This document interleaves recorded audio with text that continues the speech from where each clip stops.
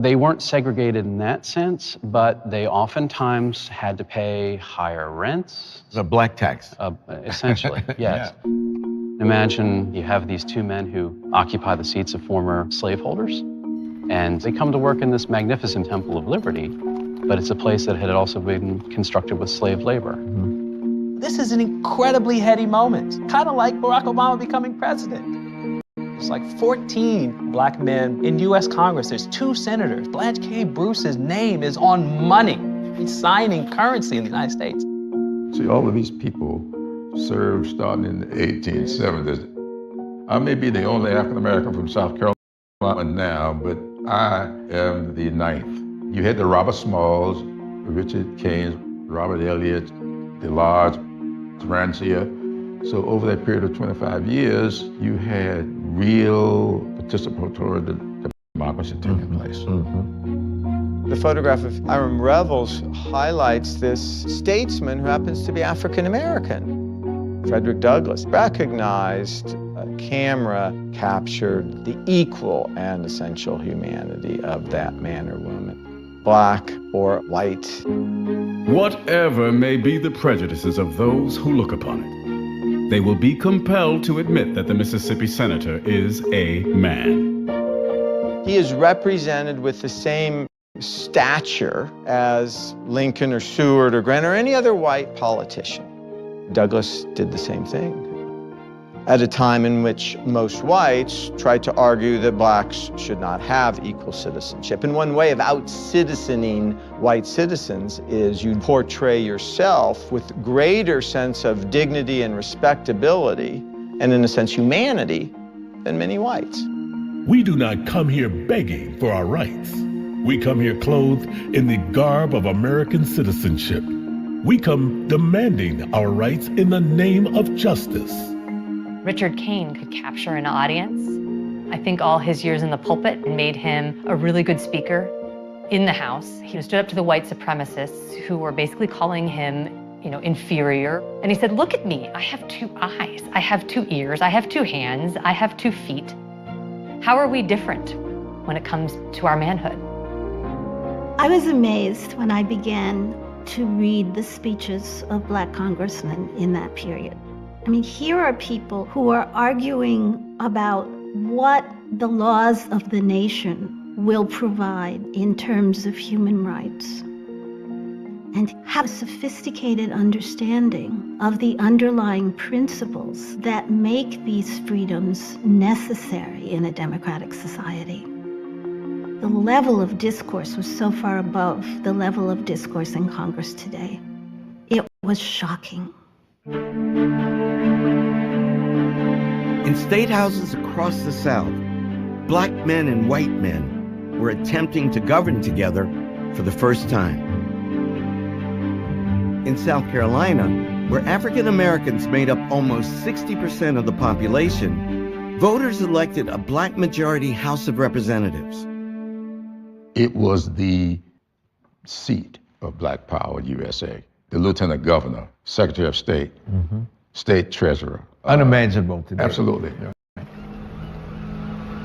Many parts of the South didn't have a educated and experienced black leadership ready to step into power, which you did have in South Carolina. It had a free black group before the Civil War in Charleston, which was well educated and politically articulate. Behind us lie 243 years of suffering, anguish, and degradation. Before us lies our mighty future. That future is ours to shape. Robert Brown Elliott was very ambitious. He was educated as a lawyer. He had a photographic memory. He was absolutely fearless. It's hard to imagine more daunting challenges than all these governments have. Some parts of the South had really been devastated by war. So you've got to try to build a forward-looking government at a time where there are very few resources. The state legislatures create public schools, public hospitals, public welfare systems in a way that hadn't been seen in the South. Black men go into these legislatures with an idea of how they're going to improve their communities. One of the most important things they do is to establish free public schools. There were no public education systems in most of the southern states. If you had money to buy it for your children, you had it. If you didn't, well, you did without. You start to see state constitutions adopting some policy that says education is a right. And this is providing it for all children. Across the former Confederacy, free schools opened for both black and white children. Only a few years earlier, there were laws in the books in the South that prohibited enslaved people from learning to read and write. Black people knew how much their freedom depended upon literacy. It was not uncommon to see 5-year-olds and 95-year-olds flocking to schoolhouses for a chance to learn how to read. Free blacks realized white families are not going to send their kids to school with blacks. And so in every single state, you had separate schools. And blacks said, that's okay. As long as black people get education, we're not going to try to force whites to go to school where they don't want to. And many black parents wanted black teachers. They didn't trust white teachers to be fair and to have the right attitudes for their children.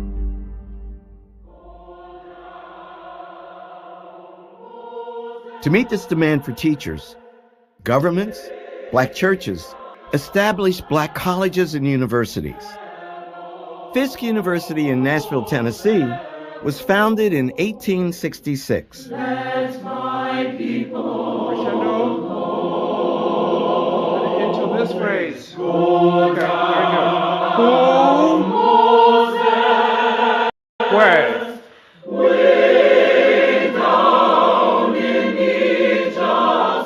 The Fisk Jubilee Singers became the voice of Black Reconstruction. They introduced the world to the artistry of freed people and to the songs of their enslaved ancestors, the spirituals.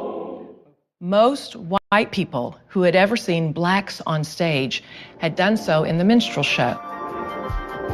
Minstrels, white men who would paint their faces black, enlarge their lips with white makeup, and spoof the African American. America found this entertaining.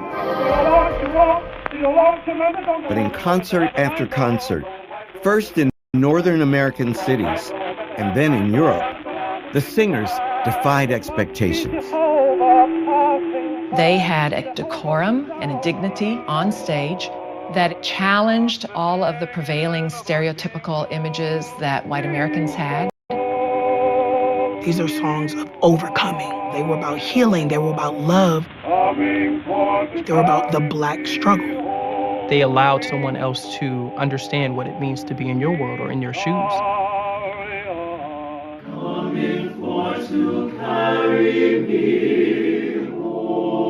Using profits from performances, Fisk was able to buy the land on which it sits today.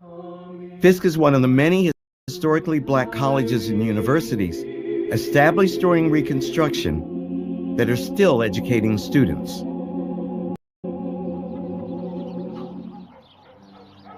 Black people were also beginning to make inroads into other spheres of American life.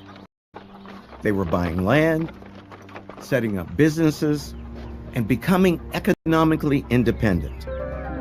I started a farm. I own one lot, 7 acres, another 1 acre, and another about 1/4 acre. I bought myself a little plantation. I bought another place, and together, that makes 98 acres.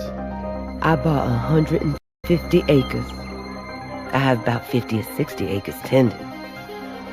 I rented 43 acres of land. I have a good crop in.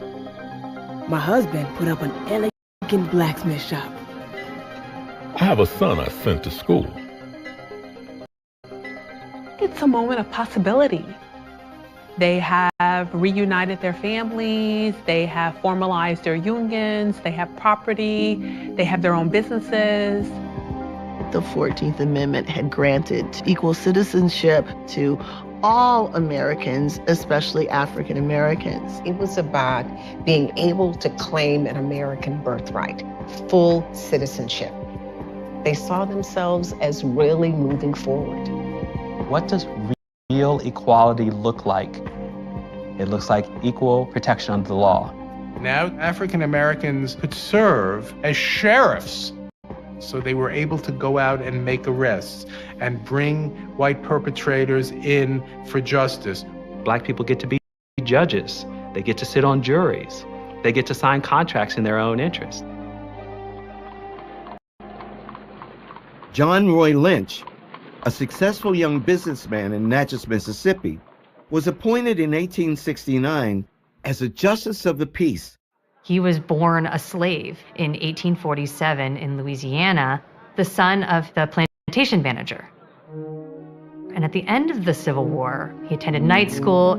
As a very young man, he distinguished himself working in a photographer's studio. He went to a few Republican meetings. And impressed Adelbert Ames, who was the Reconstruction governor of Mississippi. Even though Lynch was only 21 years old, Ames appointed him to be a magistrate. In his memoir, he wrote about how former slaves would bring all their problems to him as a local justice of the peace. There was a black man in this office.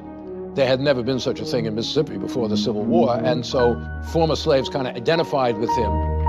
A case that came before me was that of a white man. He threatened the life of an old colored man over a business transaction. He remarked, "Do you mean that it's a crime for a white man to curse a nigger?" "Yes," the court replied. "It is as much a crime for a white man to curse a Negro as it is for a Negro to curse a white man." "Well," he exclaimed, "that's news to me." If you're living in this moment, you're imagining that will only get better. In slavery, African Americans could not control their communities. And so if people are drawing on the resources that they had developed in slavery, on their sense of what it meant to have family relationships, friendships, communities, and they're able to institutionalize them in new ways. They create fraternal organizations like the Masons that find solidarity and strength in mutual support. It's remarkable how a whole black world of their own organizations and support structures grow up and develop.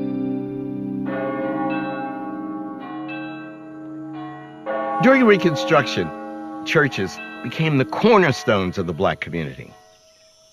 Many enslaved people had been forced to worship in secret or only with the master's blessing. But now, black people were free to worship God any way they wanted. At Mother Emanuel Church in Charleston, South Carolina, the Reverend Richard Kane helped revive a congregation that had been banned under slavery. How did you first hear about your great-great-grandfather? Did your mother say, "You come from people"? That's what my mother would have said. Yes, your great-great-grandfather was the greatest black preacher in history. Yes, my mother and my great aunt, and they always talked about Richard Harvey Kane and the great work that he was able to do. He was born free in what's now West Virginia, was a pastor in Brooklyn in 1965. Some people would have said, stay in Brooklyn where it's safe. He said that he felt like a lion bound. I mean, he wanted to be here in the South and be a missionary to the newly freed slaves. I don't think people today understand the role of the church in the 19th century. The church was their institutional universe. Yes, the black church was the center of everything that happened with the community. The emotional, the educational, the political.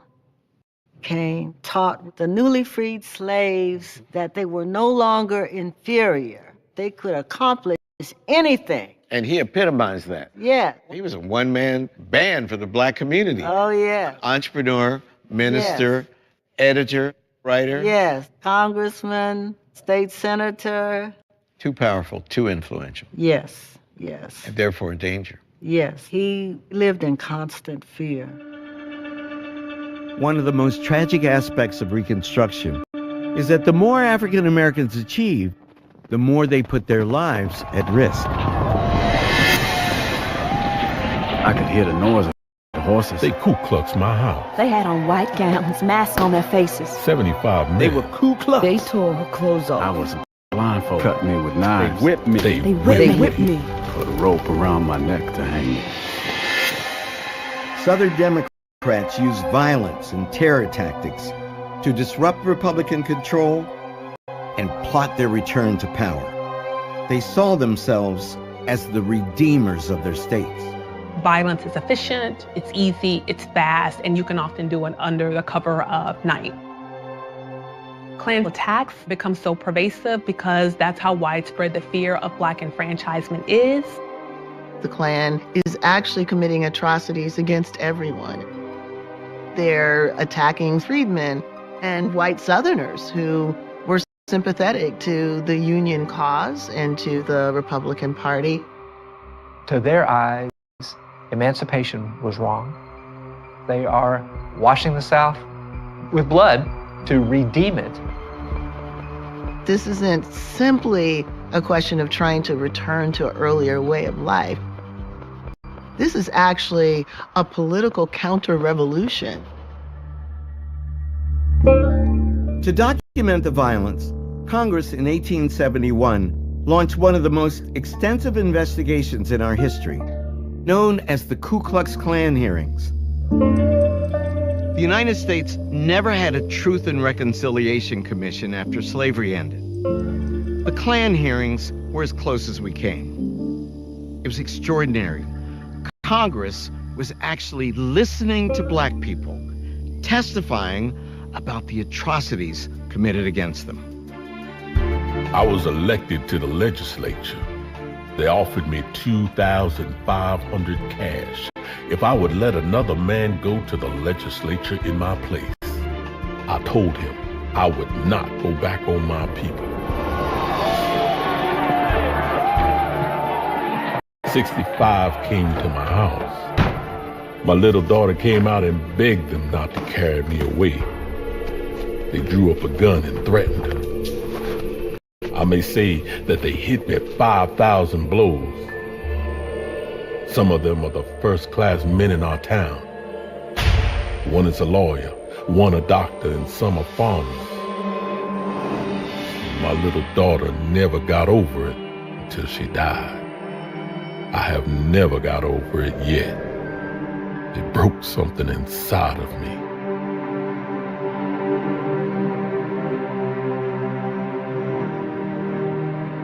The hearings are open and public. Women showed up at those hearings, and it took a lot of courage for them. They could face retaliations by the KKK. But they want the world to know what had been done to them. All the time I was planting my crop, they worried me about if they ever saw me, they would hurt me. Whites are really attacking Hannah and her family because they had been too successful. It's jealousy. It flies in the face of the idea that Blacks are inferior. 5 men bulged right against the door. George McCrae catched the little child by the foot and slinged it out of my arms. He carried me to a pine, tied my hands there, pulled off all my linen. They said, "God damn you, you are living on another man's premises." I said, "No, I'm living on my own premises." I gave $150 for it. They whipped me from the crown of my head to the soles of my feet. Every time they would go off, George McCrae would get his knee between my legs, say, "Old lady, if you don't let me have to do with you, I will kill you." He said, "God damn you, I'm gonna kill you." There are 8,000 pages of testimony given by everyday Americans. This is a haunting tale of American history and something that we don't talk about enough.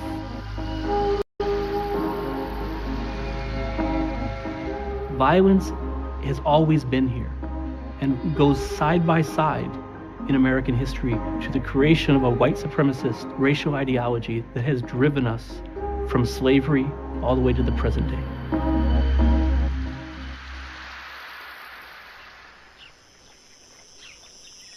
The Union war hero, Ulysses S. Grant, had run for president under the slogan, "Let us have peace."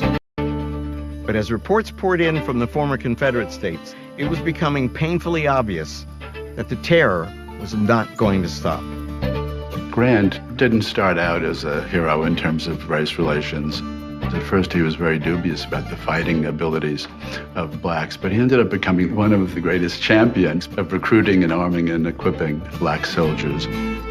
He had a remarkable record in terms of integrating blacks into the federal government. Grant's reaction to Klan violence is a strenuous one. The House, that Congress is going to have to address the situation.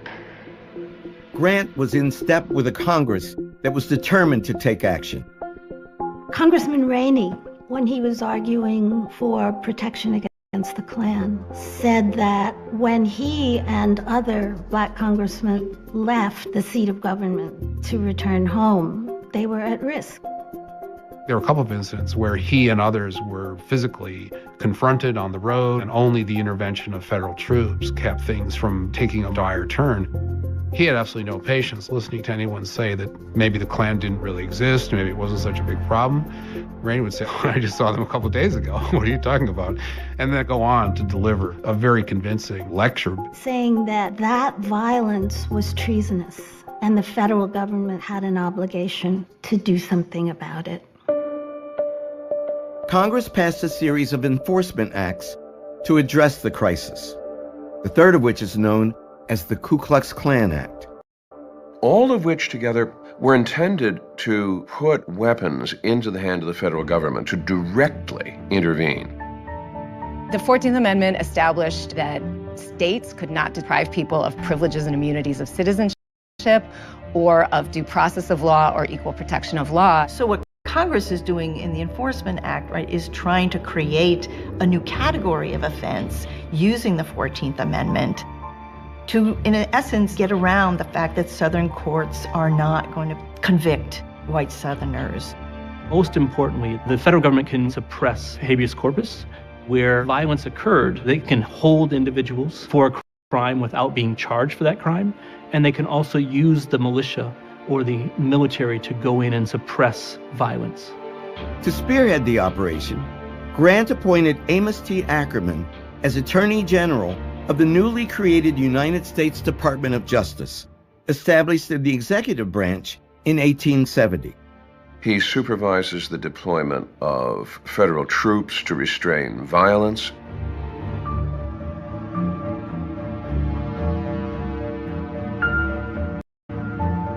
Many of the Klan members that believe that they're going to be charged by the federal government begin to run away and hide. Here is the federal government finally taking the situation with the Ku Klux Klan in hand and directly striking back at it. The difficulty was going to turn out to be persistence. The federal government could try to contain the violence, but it couldn't contain the spread of white supremacist ideology manifesting itself in full force. Southern oligarchs who have held power in the pre-Civil War South for decades did not want to surrender that power. White supremacy, an alliance between white people against black people, was always an important device that held Southern politics together. Southern white elites knew how to activate that bond of whiteness with poor Southern whites. And that was difficult work to do. A lot of propaganda had to go into that. Planters in the Democratic Party have to sell white supremacy to other white Southerners who might not have the same or even any significant economic stake in white supremacy. That planters play upon racial economic rivalry.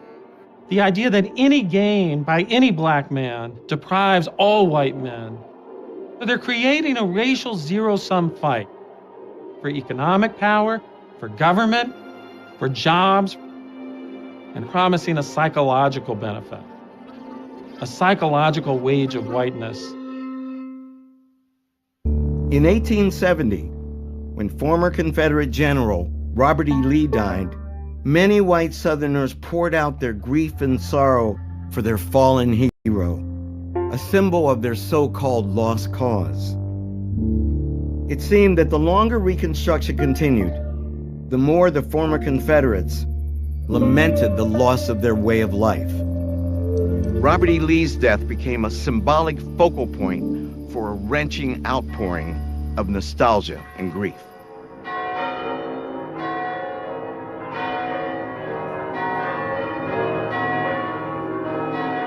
When he died, it's like a king has died.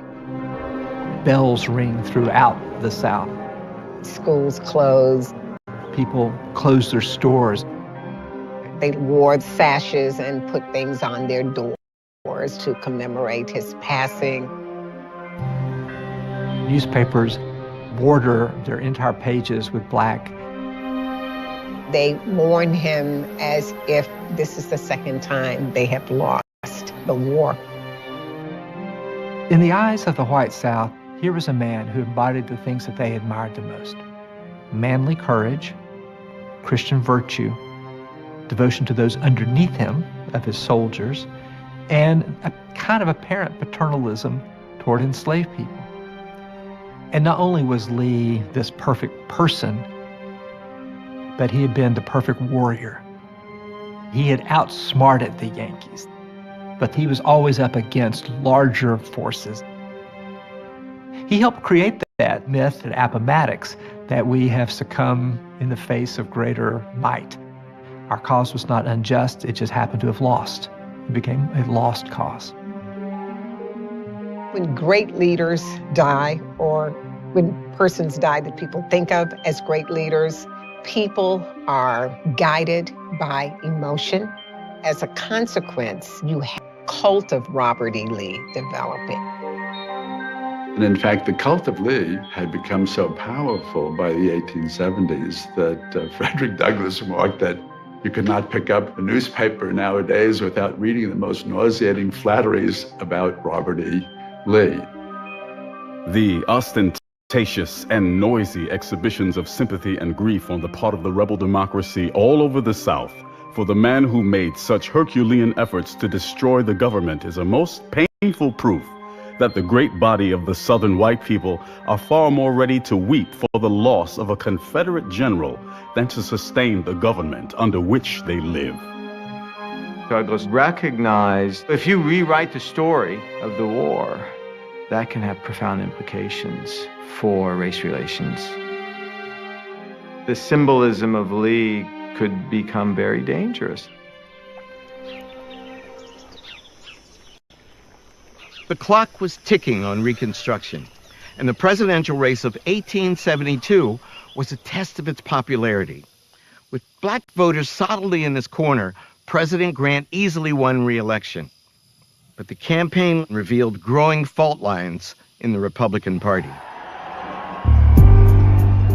Grant faced a renegade liberal Republican movement that was critical of the mainstream of the Republican Party.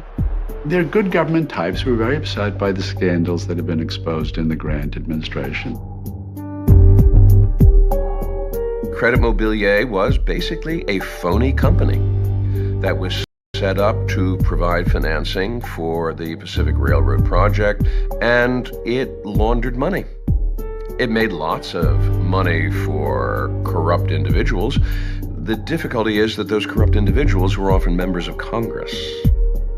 Grant was personally quite honest, but he seemed blind, credulous, almost childlike to the presence of unscrupulous people. Corruption is as American as apple pie. And if we find it in the Grant administration and the Reconstruction South, that's not because Reconstruction was inherently corrupt. It's because corruption happens. You could almost make a bumper sticker out of it. Liberal Republicans are also adopting more of a states' rights position now. We can't just keep intervening in the South, and nominated their own candidate for president, Horace Greeley, the editor of the New York Tribune, a long-standing anti-slavery advocate. Greeley made this famous statement that he's confident that masses of our citizens, North and South, are eager to clasp hands across the bloody chasm that divides them. The split in the Republican Party is the harbinger of a retreat from Reconstruction.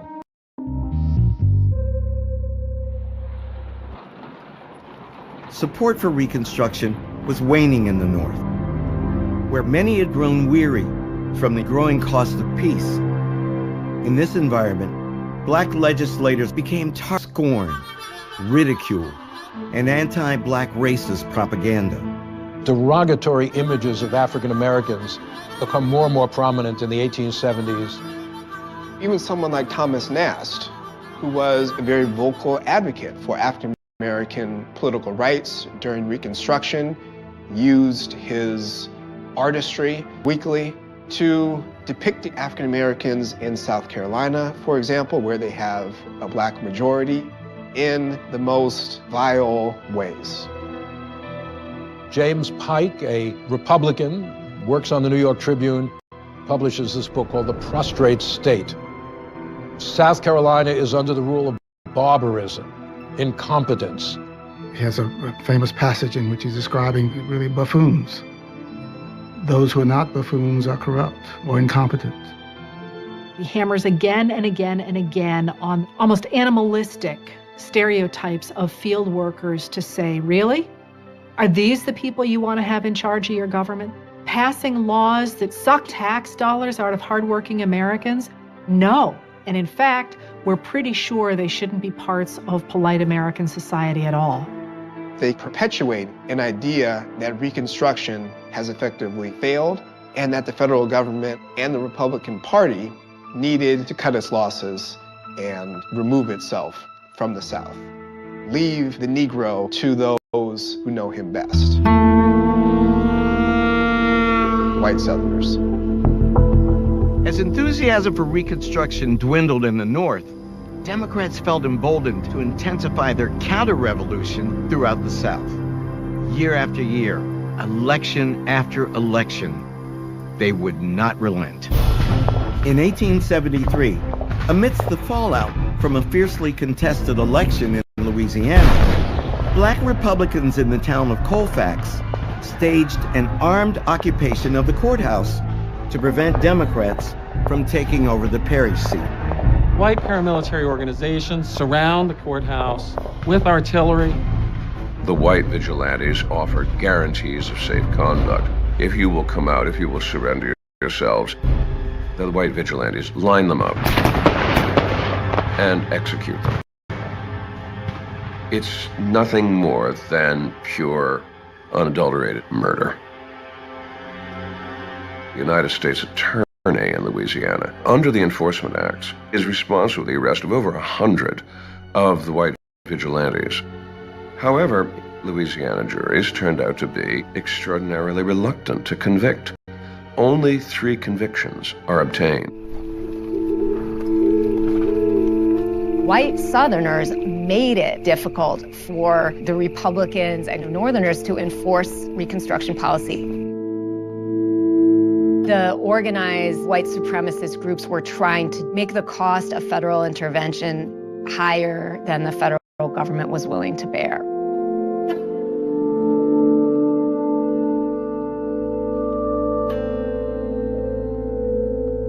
In state after state, increasingly organized societies, paramilitary clubs, white leagues claim control of public places. John Roy Lynch, now a congressman, was targeted when he returned home to Mississippi to campaign. At Fayette, they paraded the streets, yelled, fired cannon. Each club had a wagon with fodder. Colored men said these wagons contained guns. Democrats had all gathered around the place. I took the stand. They commenced to yell at the top of their voices so as to drown out every word I attempted to utter. Southern whites were attempting to take the South back, the red shirts and the Knights of the White Camellia. That's essentially what the so-called redemption movements were. They are the ones who are defending the right order of things in civilization, that white people control black people. And that's the way it should be.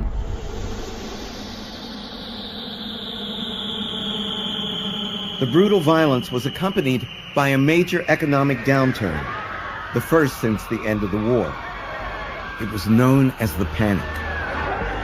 Banks and railroads were at the center of the storm, but soon it spread to every corner of the economy.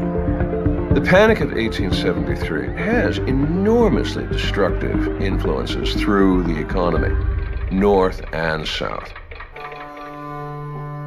A really devastating impact is political.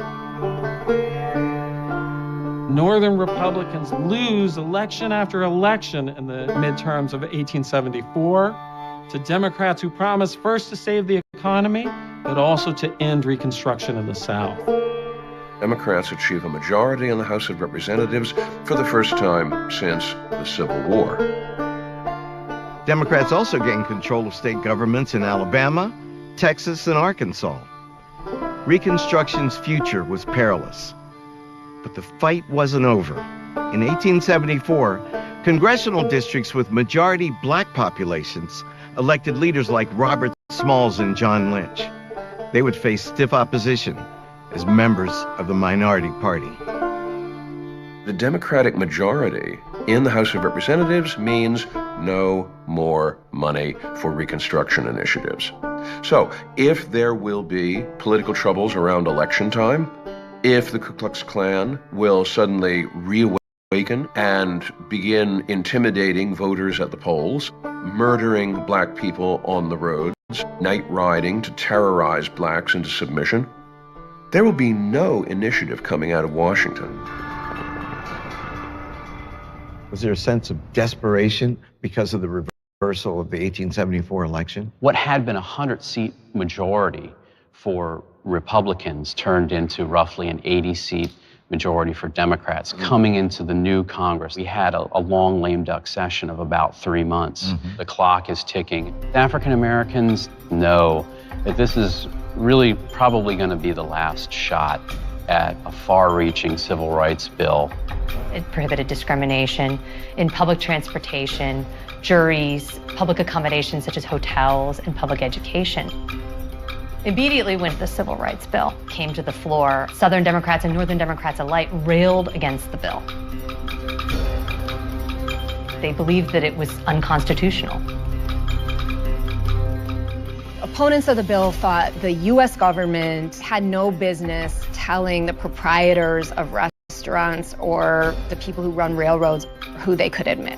These are private businesses, and they can decide who their clientele is.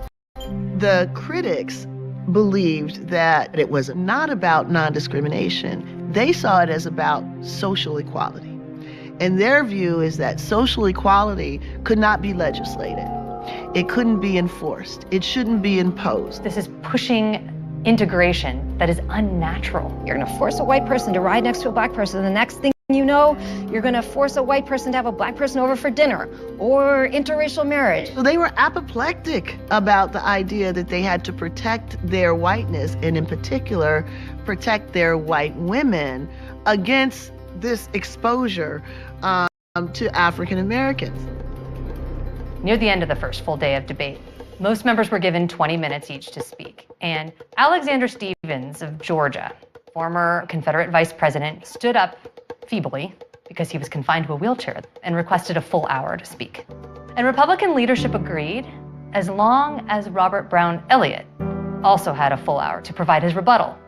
Stephens, leaning precariously on a big stack of papers, gives this long, monotone, prepared speech in which he goes over the unconstitutional arguments for the Civil Rights Bill. When he sits down, it's late. George Hoare of Massachusetts says, well, you know what, maybe we won't have Elliott speak today. Maybe he can go first thing tomorrow. And that may have been strategic, because word got out that Robert Elliott was going to provide the rebuttal to the former vice president of the Confederacy. The next day when Elliott takes the floor, the galleries are packed with African American observers. Reporters had shown up, and the whole chamber is just filled with people. Elliott gives this really booming delivery. The Constitution of a free government ought always be construed in favor of human rights.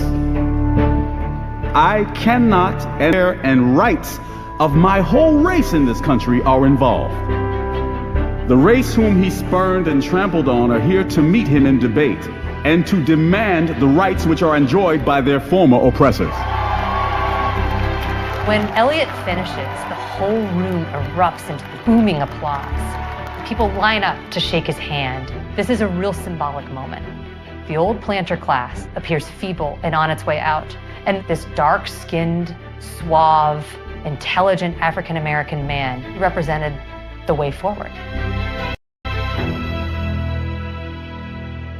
Congress passed the Civil Rights Act, but there was a clause that was stripped from the final act, and that was about education. Americans were not ready for that kind of equality in education yet, and apparently wouldn't be for many, many more years.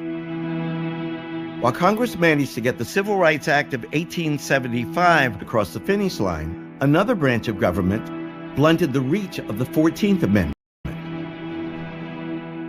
In 1876, the Supreme Court announced its ruling in United States versus Cruikshank, the appeal of the 3 white men convicted of murdering African Americans guarding the courthouse in Colfax, Louisiana. The decision which is handed down in Cruikshank is one of the most remarkably feeble-minded and disastrous decisions that a United States Supreme Court has ever handed down. And the reasoning ran like this.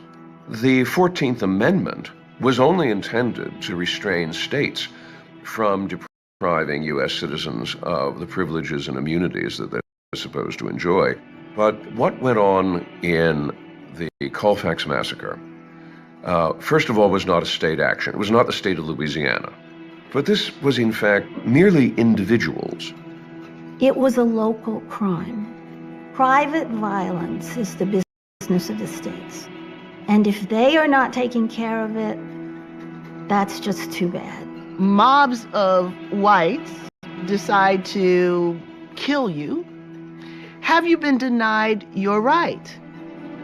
Well, the Supreme Court decided that you've not been denied your right if you were murdered, as long as it's just private individuals, whether individually or collectively, that are interfering with your rights. That's not a federal case. While the Cruikshank decision didn't close the door on possible future prosecutions, it narrowed the pathways for enforcing the 14th Amendment. Little stood between the Redeemers and their ultimate goal, which was terrorize African Americans so completely that across the South, hundreds of thousands who had been registered and had been politically active would be reduced to a few hundreds in many of the jurisdictions that they once actually dominated. Grant saw that support for Reconstruction was eroding, so he decided to pull back on military interventions in the South to enhance his party's chances in the North. With the next presidential election months away, Washingtonians, black and white, came together to honor a past president, Abraham Lincoln. For one man, the occasion afforded an unprecedented national platform for a call to action. On April 14th, 1876, this plaza near Capitol Hill was teeming with people, including members of both houses of Congress, the Supreme Court justices, and the President of the United States, Ulysses S. Grant. The crowd had gathered here on the 11th anniversary of Lincoln's assassination to witness the unveiling of this monument honoring his crowning achievement, the Emancipation Proclamation. The most memorable words spoken that day were those of Frederick Douglass. Truth compels me to admit, even here in the presence of the monument, Abraham Lincoln was not our man. He was preeminently the white man's president. You are the children of Abraham Lincoln. We are best his stepchildren. To you, it especially belongs to preserve and perpetuate his memory and commend his example. When he says Abraham Lincoln was a white man's president, you go, whoa, that is an amazing thing to say in front of the most powerful politicians in the Republic in the year 1876. It's shocking. Yeah, it's a presidential election year. It appears that Reconstruction is unraveling. He used this opportunity to make a speech about the responsibility of the U.S. government, which was sitting right in front of him, to hold together whatever was left of Reconstruction if they could. There's this understanding in 1876 that blacks have all the rights now that they should expect. We have the 13th, 14th, and 15th Amendments. The Republican Party, it's become a party of large financiers, corporate men, and captains of industry. Now let's focus on the economy. When Republicans cast around for a likely candidate, Rutherford B. Hayes seems to be the man. He finished the war as a Union general. But by the time he becomes governor of Ohio, he has begun to pull back on black equality. He's untainted by corruption, which will be extremely valuable because Samuel Tilden is running almost entirely on an anti-corruption platform as a Democrat.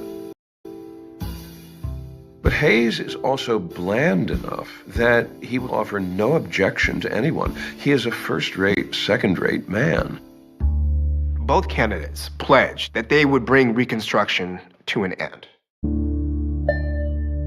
Election night is complete and utter confusion. Even though Tilden won the popular vote, the results from Florida, South Carolina, and Louisiana, where African Americans faced severe violent repression, were undetermined.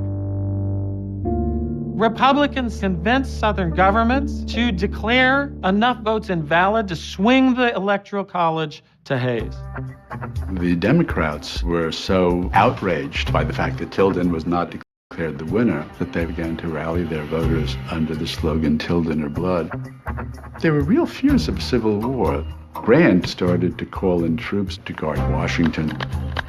And he said, either party can afford to lose an election, but we as a people cannot afford to have a presidential election that is tainted by false or illegal results. Congress created a bipartisan commission that declared Hayes the winner by one vote. Democrats predictably cried foul. Hayes was referred to as rather Fraud v. Hayes. He was called his fraudulency. February, as Inauguration Day neared, the election still remained undecided. Republicans and Democrats came together and cut a deal. Hayes is inaugurated as President of the United States. It's hard to imagine, in the moment of an election, a party trading a presidential victory unless it means protecting their way of life. White supremacy is a long-term campaign. It was more important to reinstate that power structure than it was to win the White House.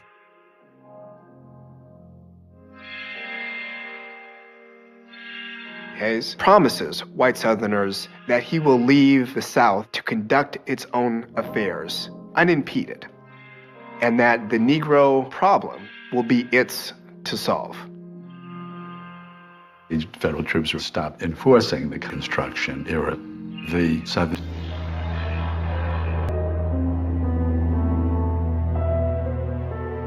Whoever had been elected, whether it was Hayes or Tilden, Black people were going to suffer because Northerners had decided to move on.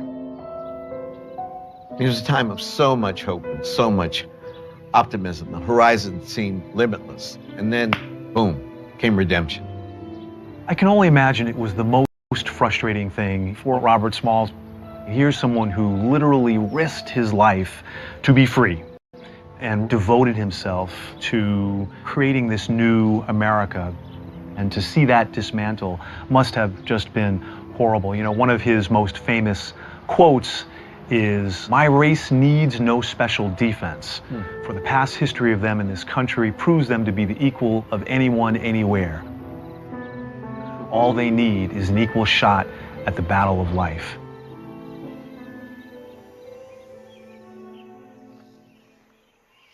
From the very beginning, the success of Reconstruction depended on the will of the nation to hold the line against the forces of violence eager to undo it. As the nation's will faltered, the rights of African Americans would be sacrificed to political expediency.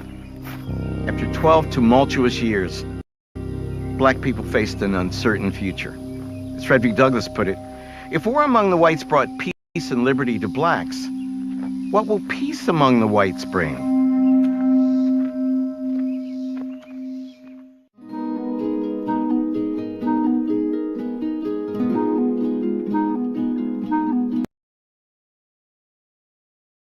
Support from viewers like you makes this program possible. Please give to your PBS station.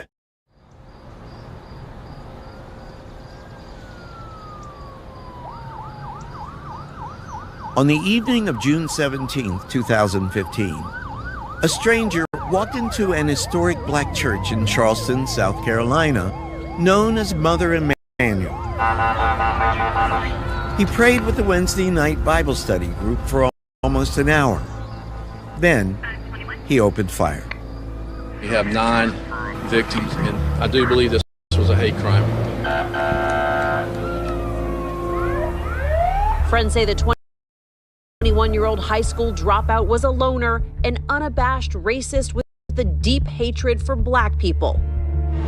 He just said, I have to do it. He said, you rape our women and you taking over our country.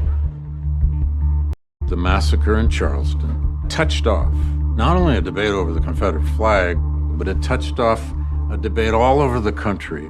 How did we get here? And why is this happening? It was easy, I guess, to think of that as a singular horror. And it was convenient, I think, to think of it that way. Unless you really wanted to understand how this could happen. And then that meant that you had to get into the history. Most of us know that our country fought a civil war in the 1860s. But less is known about what came afterward, the chaotic, exhilarating, and ultimately devastating period known as Reconstruction. If we're looking for the roots of the tragedy at Mother Emanuel, this is where we have to start. The Reconstruction period is one of extraordinary excitement, a time when America could finally become that land of freedom that it had promised to be since the very beginning. Black people actually sat in the House of Representatives and the Senate. Poor whites and black people saw a common cause with one another. You're seeing this opportunity and imagining that will only get better. And looking back, what we know is those black folks had no idea of the cliff that they were heading towards. The achievements of Reconstruction triggered a fearsome backlash, an onslaught of terror and depression that lasted for decades. After 250 years of slavery, white Southerners could not quite accept the 4 million former slaves as equal members of their society. Violence is used in conjunction with Jim Crow in order to strip African Americans of the rights and privileges they gained during Reconstruction. The Charleston Massacre comes from a long history of white terror against African Americans. But Reconstruction left a legacy of hope as well as violence. We have to recognize the injustices that were inflicted, but we can't reduce all history to that injustice.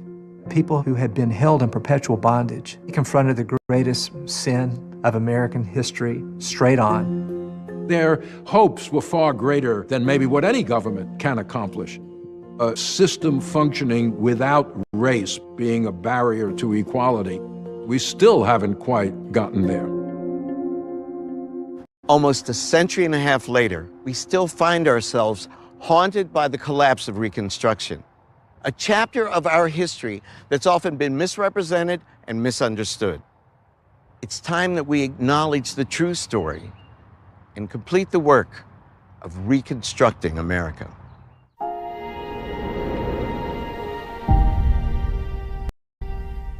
When I was in high school, Black history consisted of a few simple facts and a very happy ending. Abraham Lincoln freed the slaves. But this was the 1960s. 100 years after emancipation, Black people were fighting for the most basic rights. So what happened to that happy ending? It turns out that wasn't the end of the story. It was just the beginning.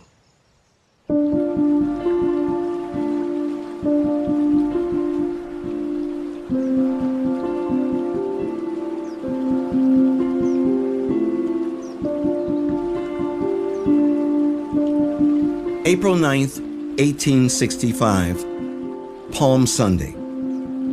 At the village of Appomattox Courthouse in Virginia, Confederate General Robert E. Lee surrendered to United States Lieutenant General Ulysses S. Grant.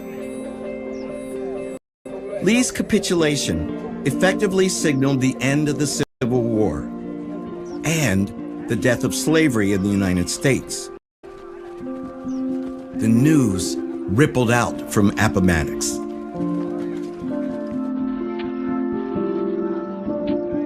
A strange woman I never seen before came running down where we were all at work. She said as loud as she could, "Hey, freedom. You are free." Everybody was getting up his clothes and leaving. They didn't know where they was going, just scattering around.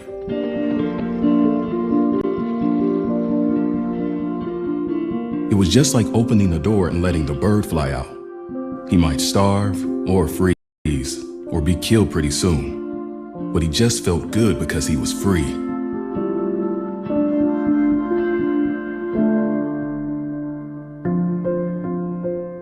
To a remarkable degree, it was the slaves themselves who had helped bring this to pass.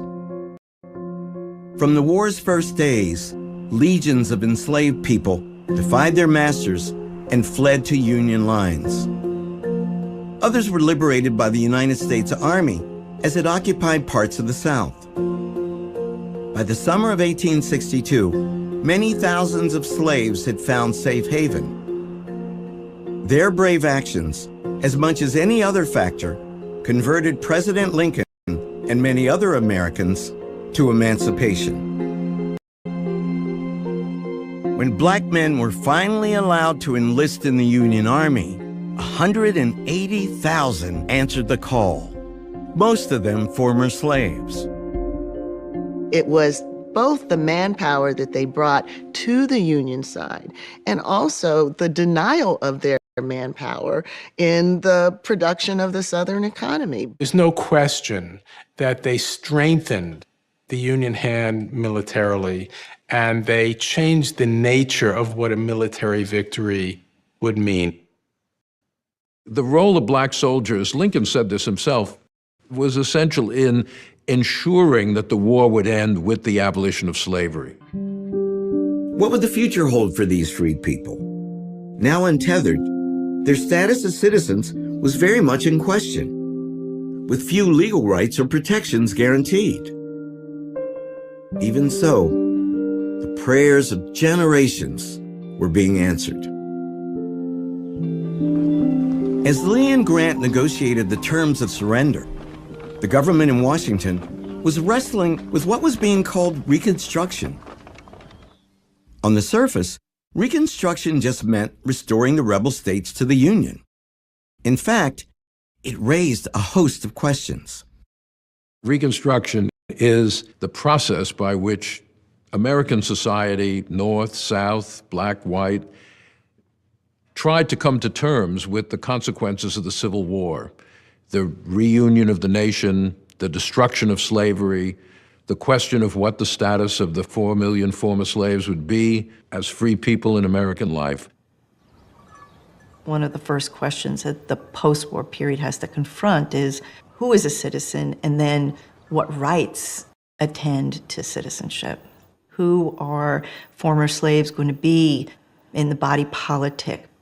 In parts of the South that the Army liberated during the war, officials had been confronted with issues like education, land ownership, and workers' rights. Even at Appomattox, it was apparent that the North and the South saw Reconstruction quite differently. Grant goes into these negotiations thinking, well, we won. Not just militarily, but our principles won. Robert E. Lee comes into it thinking, it shows that you had more men and more cannon than we did. We acknowledge no wrong. And they just talk right past each other, which is one reason it becomes not the end of all this struggle, but in some ways the beginning. These ideas start to accumulate around Appomattox of a merciful coming together of peace. Many iconic images associate this surrender ceremony with Jesus entering the city of Jerusalem, the city of peace. But they don't actually help us understand what happened there at all. Whatever Appomattox is, it's not the start of peace. 2 days after Appomattox, Abraham Lincoln spoke about Reconstruction at the White House. For the first time in public, the president suggested that some black men, the very intelligent, and black veterans deserve the right to vote. A man in the audience turned to his companion and said, "That is the last speech he will ever make." On April 14th, 1865, Good Friday, John Wilkes Booth made good on his threat. The reckoning for America's original sin was just beginning.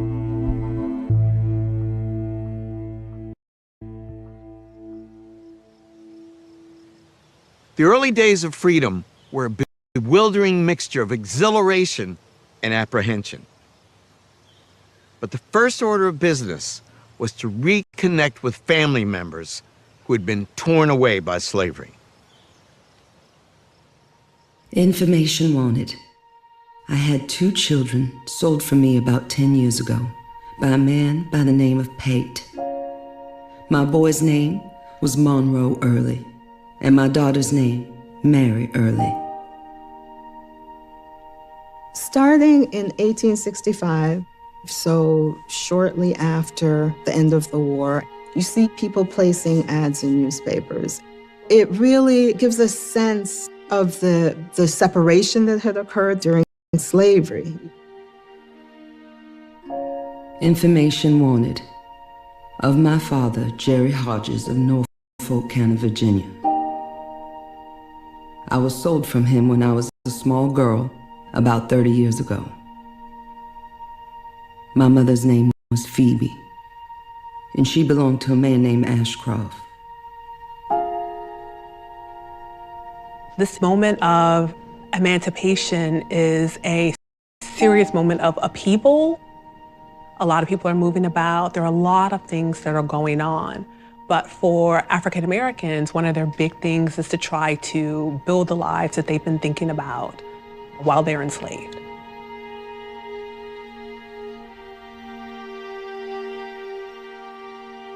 People took to the roads trying to find family members. I mean, literally walking to where they had last left family. Information wanted of my children, Louis, Lizzie, and Kate Mason, whom I last saw in Owensboro, Kentucky. They were then owned by David and John Hart, that is, the girls were. But the boy was rather the property of Thomas Pointer. Imagine keeping this memory of your child or your wife or your husband, your father, your mother, alive in your mind and in your heart, and then trying to bring about some kind of reunification. But you hardly know where to start.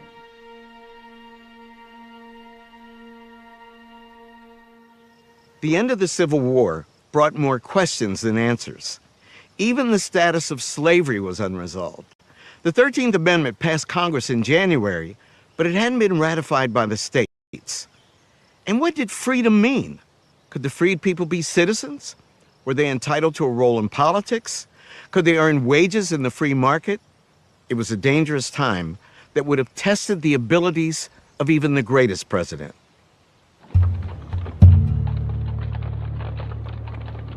Just hours after Lincoln's death, Andrew Johnson was sworn in at a hotel on Pennsylvania Avenue. When Lincoln chose a Southern Unionist Democrat as his running mate in 1864, few imagined that Johnson would ever ascend to the presidency. During Reconstruction, the Republican Party is the party of civil rights. It is the party that promotes a vision of an interracial democracy. the Republican Party is the party of African Americans. Although Johnson was a Southerner and a Democrat, he had opposed secession, even at the risk of his life. Andrew Johnson grew up a poor white Southerner. He believed very strongly that the Civil War had been caused by the planter class, the Southern elite, and he hated them. But he imagined that the primary victim of the planter class was the class to which he belonged, the poor whites of the South. Andrew Johnson was the first man in this country made president by an assassin's bullet. He wouldn't be shy about using his newly gained power. Congress had gavelled out of session in March. They're not coming back till December. Out of session, they're stuck, and Johnson is in the driver's seat. The most famous black man in America, the abolitionist Frederick Douglass, had his doubts about the new president. At Lincoln's second inaugural, Johnson meets with Frederick Douglass. When Johnson realizes that he has to shake a black man's hand, his smile turns into a scowl. Douglass smells the liquor on his breath. He's already drunk at 11 a.m. Douglass says to his friend, no matter what else Andrew Johnson is, he is no friend of the black. Even as the freed people celebrated the death of slavery, Douglass was forced to wonder, in what new skin will the old snake come forth?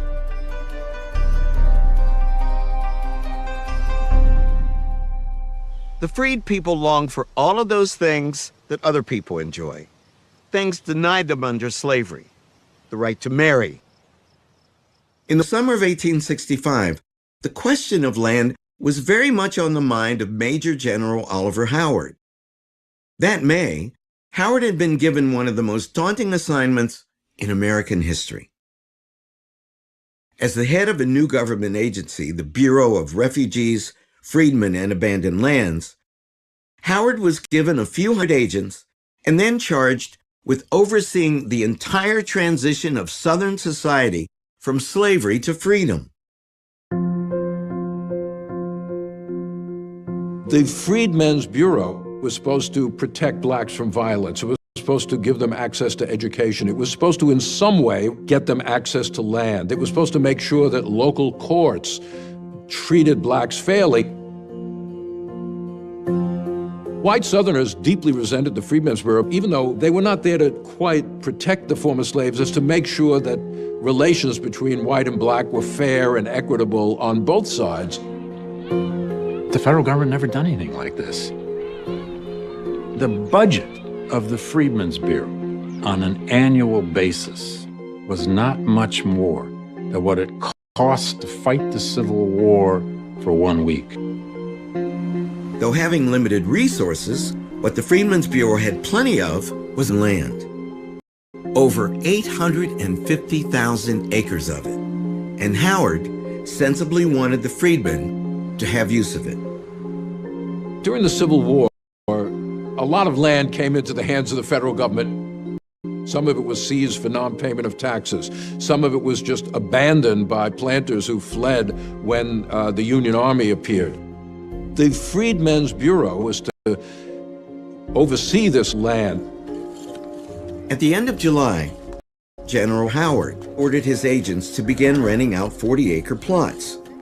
The freedmen would have 3 years to buy the land outright. Of course, this phrase, 40 acres and a mule, was picked up by African Americans all around the South. Many people thought this is a blueprint for Reconstruction. But within weeks, Howard's plans were in trouble. Johnson's Reconstruction plan, which he put forward in May of 1885, to most white Southerners who would take an oath to the Union and also accept the end of slavery. But he said those who own $20,000 worth of property before the war are not going to be covered by a blanket pardon. They have to come and get an individual pardon from the president. Johnson also began setting up new state governments in the former Confederacy. President Johnson had a very soft version of Reconstruction, almost like a restoration of the Southern states. White Southerners have to accept the fact that slavery is dead. But other than that, Johnson was giving them a free hand in keeping the black population under control. Many Republicans worried that Johnson was undermining the result of the war, but there wasn't much they could do because Congress was in recess. Johnson felt that he could handle Reconstruction perfectly well, and it would all be done by the time Congress came back into session in December 1865. In May, Andrew Johnson decreed that wealthy rebels would only be pardoned if they appealed in person to him. All through the summer of 1865, a steady stream of prominent Southerners, the very people Johnson loathed, called at the White House to beg the president's forgiveness. This was a poor boy who was not recognized among the elite class when he was in Tennessee.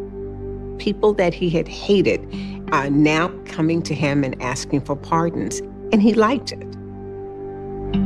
By the end of the summer of 1865, many of the former Confederates who took the South out of the Union have received presidential pardons, which means they are back in American society. They could vote. They get to make whatever laws they want. And there's nothing you can do about that. In September, Johnson ordered Howard to restore almost all of the lands in the hands of the Freedmen's Bureau back to the Confederates he had pardoned. It fell to Oliver Howard to go and inform free people that they were probably going to have to start entering into labor contracts with, in many cases, their former owners. Howard knew he had to deliver this devastating news in person, in places like Edisto Island on the South Carolina coast. They could not believe it, and so they refused to leave. The freed people start shouting, "No, no," and then an old woman starts singing, "Nobody knows the troubles I've seen." And everyone in this church starts singing that song. And Howard is just devastated. The Edisto Islanders desperately appealed directly to the president. We were the only true and loyal people that were found in possession of these lands. We have always been ready to fight if needs be to preserve this glorious union. Will a good and just government take from us all this right and make us subject to the will of those who have cheated and oppressed us? We look to you in this trying hour as a true friend of the poor and neglected race. Their plea went unanswered. The United States had the opportunity at that time to make amends for centuries of enslavement. The United States had the opportunity to make it possible for the formerly enslaved people to be economically independent. And the country failed to do it. By not redistributing that land, it consigned most of them to a dependence that remained for decades afterwards. And we're still dealing with the fallout from that.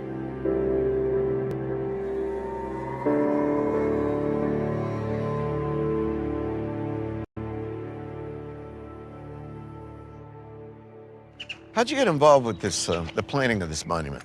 More perhaps than anyone else, historian Eric Foner has brought the truth about Reconstruction to light. We visited the newly dedicated Reconstruction-era National Monument in Beaufort, South Carolina. This area was almost like a test case. Could these former slaves really be free people? Could they learn? Could they work as free people? Not everybody knew what the answer was going to be, but they proved themselves in Beaufort, and it actually therefore had an impact on Reconstruction as it developed. You've written what many of us think is the Bible on Reconstruction. We've written 10 books on Reconstruction. You're going to write an 11th on the Reconstruction amendments. To what do we attribute your fascination? You know, the ferment at the local level in Reconstruction, which really I think is the big story, how the end of slavery upends everything, and a new system has to be created, a new economic system, a new political system, new legal system. You know, slavery was a total institution. When that's gone, you got to build a new society. And one of the barriers, of course, was the tremendous legacy of anti-black racism. Absolutely. You're absolutely right. Racism, which is the deepest legacy of slavery, really, in our society, you know, it would be nice, but one can't very well expect that the legacy of racism would just be sloughed off because slavery ended. Didn't happen, and that was a tremendous barrier to change. In 1866, a Richmond journalist published a book called The Lost Cause. He argued that the war was, in reality, a gracious Southern civilization defending itself against Northern aggression, an idea that resonated deeply among the defeated white Southerners. One has to remember that the white South suffered a devastating loss of life in the Civil War, something really without parallel in American history. The South is devastated. People are literally starving. They had destroyed their economy. They had torn their families apart. It was hard to see any real meaning in what the Confederacy had done. I think people wanted to find something to hang on to. Many former Confederates stubbornly clung to the belief that their cause had been just. That whole lost cause myth developed out of the idea that the only reason why they were fighting at all was because the North was trying to suppress their rights. For the Confederacy, the war was absolutely about slavery. First, last, middle. All we have to do is look at the ordinances of secession, the debates in the various state legislatures, private letters. They're all talking about slavery as the cornerstone of their civilization.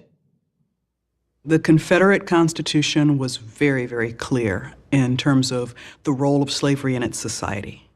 Number one, that it shall in fact be perpetual. And number two, if the nation expands, slavery goes with it. Looking back almost a century later, a Southern writer noted, only at the moment when Lee handed Grant his sword was the Confederacy born. One of the things that's often forgotten is that many white Southerners did not want to fight for the Confederacy, had never supported secession in the first place. But with the end of the war, it becomes possible to imagine a kind of unified Confederacy as it recedes. The Confederacy, in many ways, has had far more of an active life after Appomattox than it did before. After Appomattox, it was just a fantasy. It was a dream of what that nation could have been.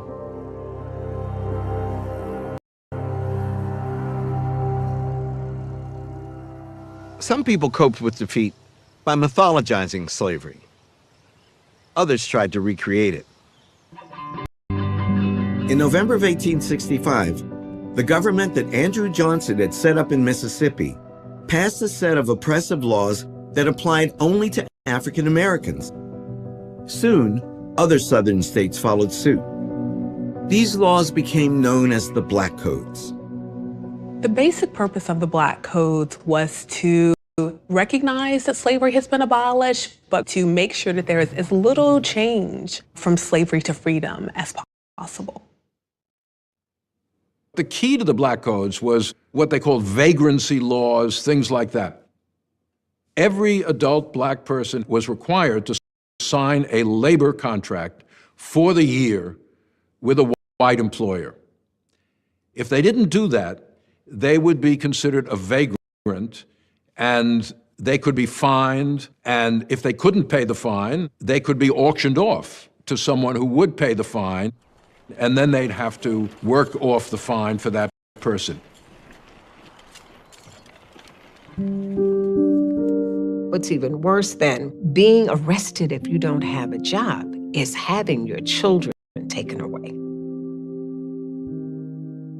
So your neighbor down the road can go to the courts and say, John Jones, he can't take care of his children. He's indigent, but I'll take them in. and I will train them in farming methods, or I'll train the daughters in housewifery. And I will have their labor, and the parents will get a little bit of money at the end of their period of indenture. But Black parents didn't have a say in this. A lot of parents are fighting back and saying, no, they don't want their children to be apprenticed. They can take care of them. They also know that and protect their children from physical and sexual abuse. It becomes a way for the planter class to continue stealing the labor of the children and sometimes stealing the children themselves. Enforcement of the Black Codes went hand in hand with relentless violence against the freed people. Outside of cities and towns, the Union Army was shrinking rather than expanding. You're looking at former slaveholders who can't imagine living in a world where slavery doesn't exist if the Union Army is not on the ground and the Freedmen's Bureau is not there to enforce the new rules. Then they were going to do whatever they could to keep the African American population in a state of subordination. The Ku Klux Klan is created in Tennessee in 1866. It coincides with the creation of Black Codes. You could argue that on some levels that the Klan is doing the same thing that the slave patrols did. During slavery, the slave patrols would make sure people have passes, making sure that they are not loitering, they're not getting together in bands of people. And the Klan is going to do the same type of thing. You have people who are targeted because they've managed to acquire a decent amount of land, or their children are in school and a white person in their community is struggling at the same time. What they decide is that the way to deal with this is to attack the person, to take away everything they have, to destroy their property, to run them off their land. At war's end, Frederick Douglass had wondered what new form slavery might take. After 6 months of Andrew Johnson's Reconstruction, the answer was painfully obvious.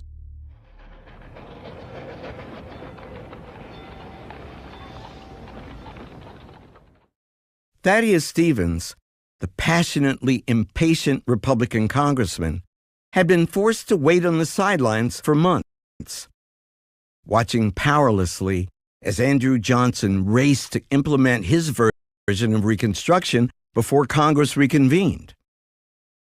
The president declared that the former Confederate states had met his terms, so their representatives were in Washington, ready to take their seats in Congress as members of the Union once again. Stevens thought this was outrageous. When the states met to elect new congressional delegations, they elected to Congress the Vice President of the Confederacy, 4 Confederate generals, 6 members of the Confederate cabinet, many Confederate congressmen. It is, by its very nature, defiant for Southern white former Confederate officers to head to Congress right after the war. On the other hand, they never believed the war was about fundamentally restructuring their economic and political hierarchy. The idea that if you served or if you had slaves at one point, that now you are politically disenfranchised never was in the kind of Southern white imagination during that period of time. Once the Southern delegates were seated in Congress, they'd represent their home states back in the Union again. Either they were going to be admitted, and that was going to be the end, and Reconstruction would have been over at that point, or they weren't. As a leader of the House Republicans, Stevens found the prospect appalling. Thaddeus Stevens would say, African American men helped save the United States. We have a moral obligation to create a foundation of freedom and equality before the law. And without that, anything else is going to be a fraud.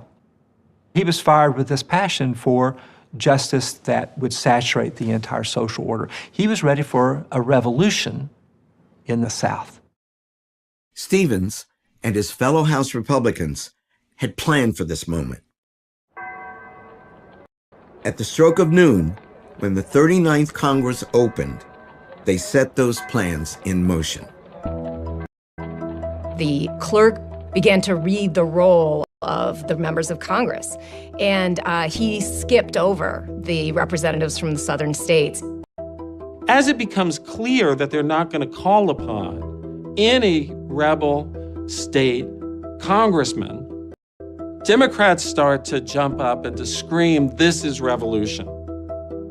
In fact, they were right. It was a revolution. Each House of Congress has the power to exclude those it finds unfit. If the clerk fails to call your name, you're not a member of Congress. Not a single name from the rebel states did the clerk call that day. Congress was boldly seizing control of Reconstruction. Some Democrats say the American Republic died on December 4th, 1865, and in some ways they might be right. But a second American Republic is born over the next 5 years that has a different constitution, one that's going to be written painfully and slowly and imperfectly, but written by Stevens and his colleagues in Congress. This Republican-dominated Congress turned its attention to a pioneering Civil Rights Act, which they passed over President Johnson's veto in April 1866. It was Congress's answer, you might say, to the Black Codes and to Johnson's Reconstruction Plan. It established the principle of birthright citizenship. Anyone born in the country is a citizen. Why do they do this? Because they know that Southern states are looking for ways to define ex-slaves as not citizens. Part of what the Civil Rights Act of 1866 is doing is pushing away the prospect that people can be, as had been true for Native Americans, that people can be physically removed from the nation. While Republicans were gaining the upper hand in Washington, a more brutal struggle was being waged throughout the South.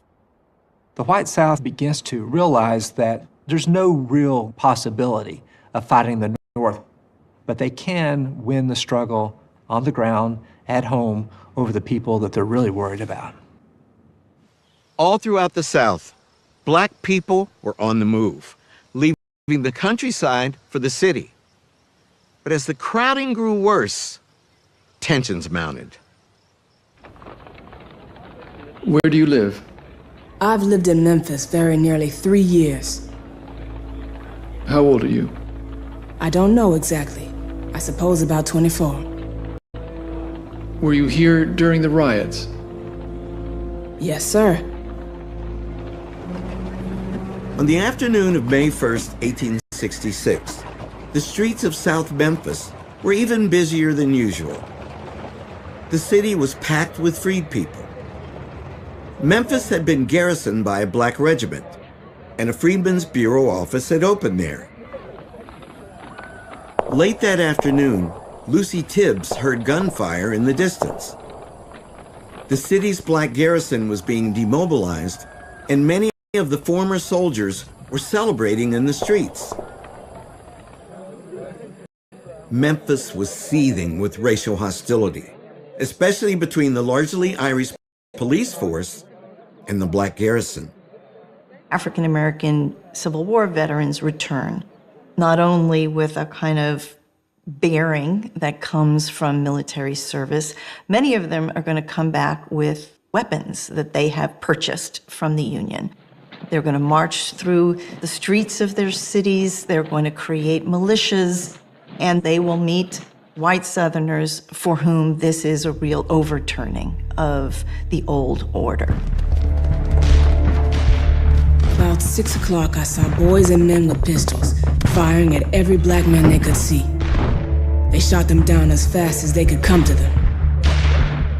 How many did you see shot down? The first was killed by John Pendergrass. He keeps a grocery by my house. I was looking right at him when he shot that man. One of the things that I think is frightening about the violence is that many people do know the people who are perpetuating this violence against them. They can name them.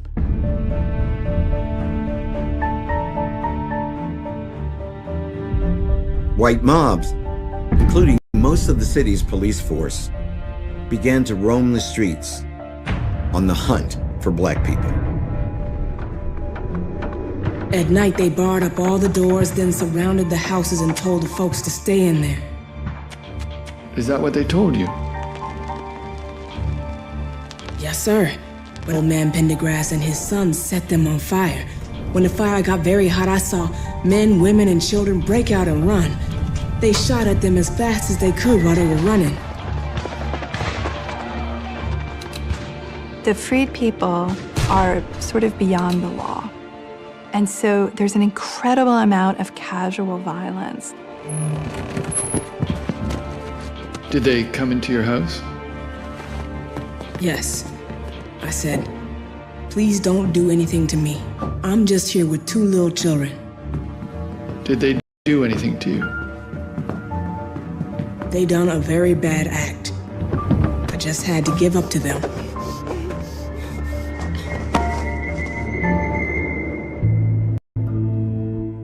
It took the Army 3 days to regain control of Memphis. By that time, every black church and every black school had been burned to the ground. At least 48 people had been killed, all but 2 of them black. Not a single white person had been killed by a black person. The nation was riveted by the news out of Memphis. Then 3 months later, almost 40 more people were killed by a white mob in New Orleans.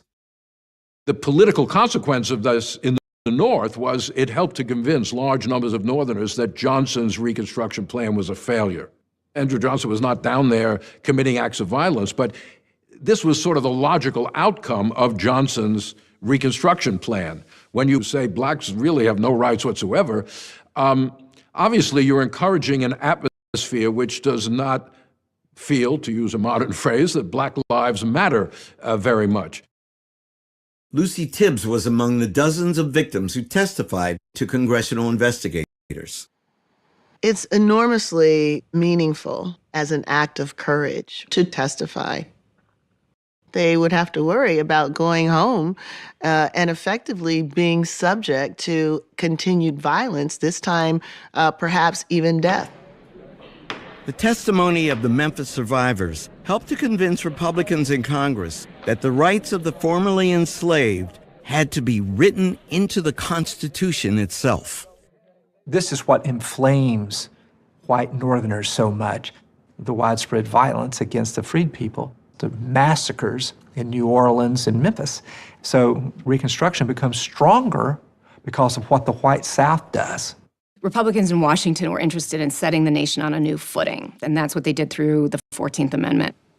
The 14th Amendment redefined the rights of the freed people, and by extension, the rights of all Americans. Anyone born in the United States would automatically be granted citizenship, and no state could deny to any person due process and equal protection of the laws. Congress passed the 14th Amendment in June of 1866. It turns out that was the easy part. The real challenge lay ahead. Every southern state had an all-white government that had been created by President Johnson. And every one of those state legislatures, except for Tennessee, refused to ratify the amendment. How were Republicans in Washington going to get 3/4 of the states to ratify the 14th Amendment? The answer began to emerge almost a year later. By the spring of 1867, the radical Republicans were firmly in control. Every former state except Tennessee remained out of the Union, having no say in federal elections. The Northern-dominated electorate had given the Republicans huge congressional majorities in the 1866 midterms. The newly empowered majority lost no time in passing sweeping new laws over President Johnson's veto. Reconstruction entered a bold new phase. In the spring of 1867, Congress turned from kind of the more moderate measures to saying, we actually have to reorganize the South and set these states on a different course. And so the way that they do that is establishing the former Confederacy in 5 military districts. Each one is going to be overseen by a U.S. general. It was something that they called military reconstruction. They marched through the South telling local officers, we can fire you, we can overrule you. Their goal is visibility, and their goal is to make a statement, you're not in charge, Confederates, we are. Congress laid out strict new terms. The rebel states had to adopt new constitutions, give black men the right to vote, elect new state governments, and ratify the 14th Amendment. Then, and only then, could they be readmitted to Congress. How would you get the southern states to adopt the 14th Amendment, to which they are deeply resistant? You say black men must be able to vote, and they also must be able to hold office. This, in the white Southern imagination, is the great travesty of Reconstruction. Some of the former Confederates who had been disenfranchised after the war still cannot vote, whereas black men can. So that is what just really infuriates the white South. And they call it bayonet rule. When Southern whites imagined what could come after the war, should they lose, it was never a possibility of like a really flipped upside down social hierarchy with equality for African Americans, because that wasn't happening anywhere in the country. Many northern states did not allow black men to vote. And so Southern white conservatives felt that the provision of suffrage to African American men in the South was something between hypocrisy and punishment. Activists and Army officers spread out across the South, registering freedmen to vote. At the beginning of 1867, fewer than 1% of all black men in the United States could vote. By the end of 1867, that figure was higher than 80%. A vibrant new political culture sprang up as freed men and freed women pressed for their rightful place in the Union that they had sacrificed so much to save. The advent of black suffrage unleashes a kind of utopian idea of change. You see it in mass meetings where people get together just to read the Constitution and debate, what is democratic government anyway? How can we create it? So it is a remarkable moment of hope and of militancy. Black men and women, these folks who had just come out of slavery, would take off work on Saturdays and walk 25 miles to a political meeting. The vote was considered basically owned by the collective, not just by individuals. And so women and children were actually involved in political discussions. They attended mass meetings. In some states, there were significant pockets of poorer white farmers who actually, many of them had not been in support of the Confederacy, had not favored secession, and many of them suffered as a result of the Civil War. They were in dire economic straits. It's not that they weren't racist anymore, but they were willing to work with blacks to try to uplift poor farmers of both races via the Republican Party. Former slaves themselves are breathing life into freedom, giving it substance, whether it's creating schools or enacting their own political organizations or reconstituting families. They are giving the nation a kind of blueprint for the challenges, but also the possibilities of Reconstruction. Andrew Johnson played almost no part in these profound changes. Fending off impeachment consumed the last months of his presidency. Meanwhile, the new state governments in the South began ratifying the 14th Amendment. In July of 1868, it became the law of the land. Ironically, if Reconstruction had gone more smoothly, you might not have had the 14th Amendment. If the white South had not insisted on putting exactly the same men back in power, if the white South had resisted the temptation to put in black codes that made a mockery of emancipation, if the white South had not endorsed these massacres in its major cities, it's easy to believe that there would not have been the fundamental changes in the American Constitution that we had. No other New World slave society that emancipates slavery implements equal citizenship and equal protection under the law and suffrage for half of the former slave population within 5 years. That is truly revolutionary. There was some degree of self-interest, frankly, in it on the part of the Republican Party. Why fight this war? And immediately allow the Southern leadership, the plantocracy, to reproduce not only a slave system, but the dominance of their party in the South. So for a time, the interests of the freedmen and the interests of the Northern-led Republican Party were in step with one another. The 1868 presidential campaign presented voters with a stark choice. The Republican candidate, Ulysses S. Grant, had led the United States Army through victory and the post-war occupation of the South. The Democratic campaign was perhaps the most racist in U.S. history, and in parts of the South, it was supported by a wave of murder and arson. Would that campaign of violence succeed in preventing black men from voting? Tuesday, November 3rd, 1868, was an election day unlike any other. South Carolina and 7 other Confederate states had re-entered the Union in time for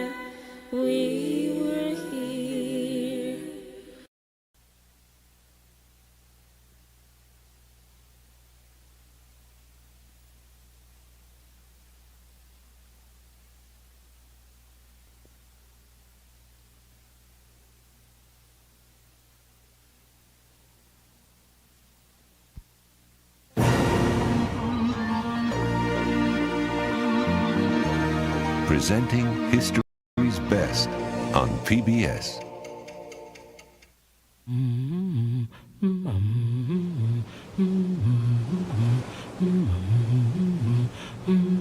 They came from different lands, all facing an uncertain future. English and Ashanti, Mende and Portuguese, German and Igbo, Fanti and Spaniard, French and Angolan, some seeking adventure or riches or religious freedom. Others were captives, bartered and sold like cattle. Together they would build a nation and struggle over the very meaning of freedom and create the America we have inherited today. I don't think you can understand race relations today without understanding slavery. Even though people will say, I didn't do it, my father didn't do it, even my grandparents, they didn't do it. One of the things that's essential is to know that slavery is not just a Southern institution, it's an American institution.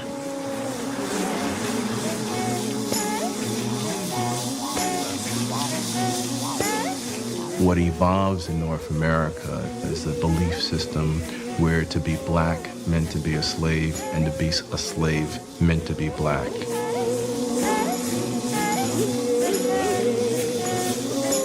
We hold these truths to be self-evident. Why is it self-evident? It came from God. They're inalienable. Government secures them. Remarkable document. Didn't apply to black folks. And the man who wrote those words Thomas Jefferson, kept slaves. He also wrote sometime later to a friend, if there is a just God, we're going to pay for this. Slavery and freedom existed side by side in this country.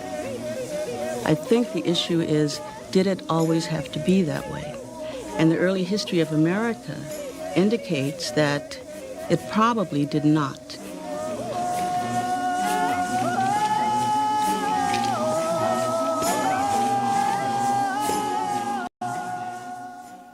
Your country, how came it yours before the pilgrims landed? We were here. Your country, how came it yours before the pilgrims landed? We were here. Africans in America has been made possible by a grant from the National Endowment for the Humanities, expanding America's understanding of who we were, who we are, and who we will be. They were torn from homes and families, yet they never let go of their courage and perseverance, and our nation is stronger because of it. That's why Africans in America is proudly brought to you by Bankers Trust, architects of value. A home is more than four walls and a roof.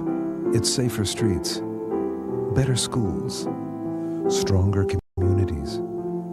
The American Dream. The Fannie Mae Foundation, helping Americans on the path to home ownership. It's not just African American history, it's American history. McDonald's is proud to support this presentation of Africans in America. Additional funding is provided by the Ford Foundation, the John D. and Catherine T. MacArthur Foundation, Stratford Foundation, the Rockefeller Foundation, the Corporation for Public Broadcasting, and the annual financial support of PBS viewers like you.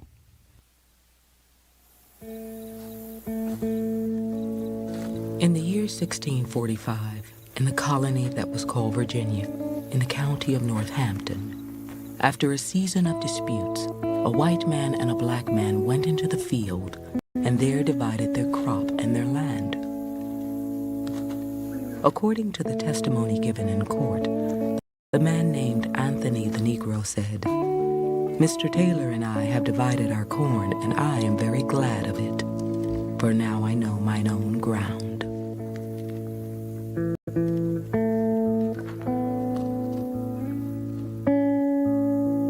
In America, it seemed, all men would be equal.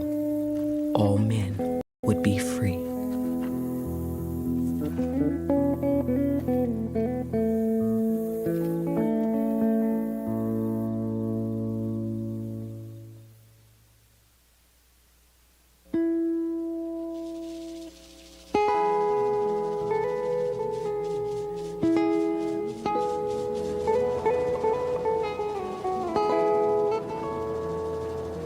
In April 1607, 3 vessels carrying 105 colonists landed at a place they named Jamestown, at the edge of the Virginia wilderness.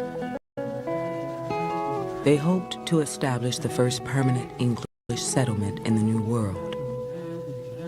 There, Englishmen would build a new promised land, the brave new world that their poet Shakespeare dreamed. A free land built by free men. The dreams were utopian initially. Colonies without coercion, without oppression, where each man would be regarded as free and equal. There was a lot of idealism, I think, in the early settlements in the New World.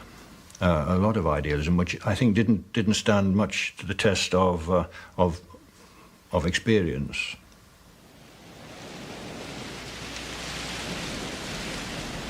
Englishmen believed that their God had ordained them to spread his word, and that they had the God-given right to drive out all unwilling to live according to English law. But in the first 2 years, the colonists learned that they were unprepared for life in the American wilderness.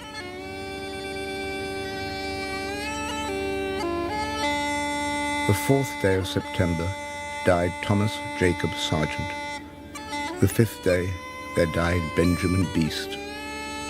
Our men were destroyed with cruel diseases, of swellings, flixes, burning fevers, and by wars, and some departed suddenly. But for the most part, they died of mere famine. There were never Englishmen left in a foreign country in such misery as we were in this new discovered Virginia. George Percy.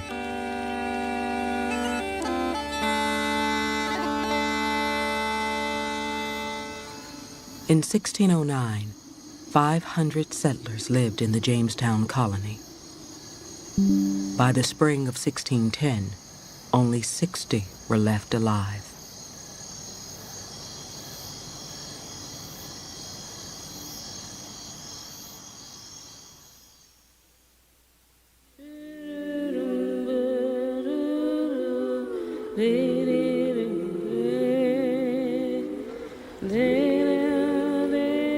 About the latter end of August, a Dutch man of war arrived at Point Comfort. The commander's name, Captain Jope. He brought not anything but 20 and odd Negroes, which the governor bought in exchange for food. John Rolfe, Virginia colonist.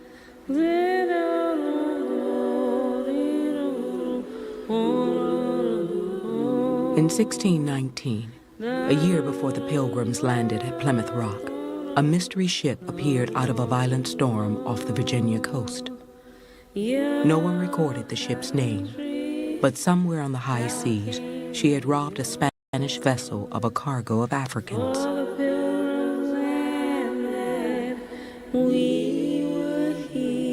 In search of supplies, she traded the Africans for food.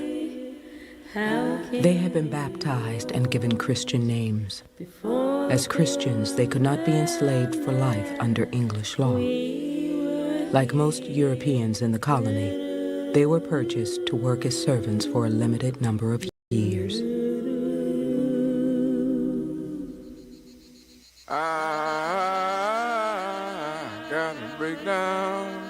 The new arrival supplied much-needed labor for the tobacco crop that was making men rich. Settlers were planting tobacco in the streets of Jamestown, carving plantations out of the surrounding wilderness, and shipping some 60,000 pounds a year back to England. Once tobacco is established as a viable commodity, then the more land you control, the bigger profits you can make. And in order to make those profits, you need more labor, and you look for that labor wherever you can find it. Well, the colony builders initially intended to rely almost exclusively on white indentured servants as a labor force to cultivate the crops that were being grown in Virginia, principally tobacco. And in order to create these raw materials or goods, you often needed labor. Here's a health to the company and one to my life. The world the Africans entered was controlled by wealthy Englishmen and populated by the English poor, most under the age of 25. In return for passage to Virginia, they had traded 4 to 7 years of their labor. They were bound to a master by an indenture form, a contract that defined length of service and the conditions of servitude.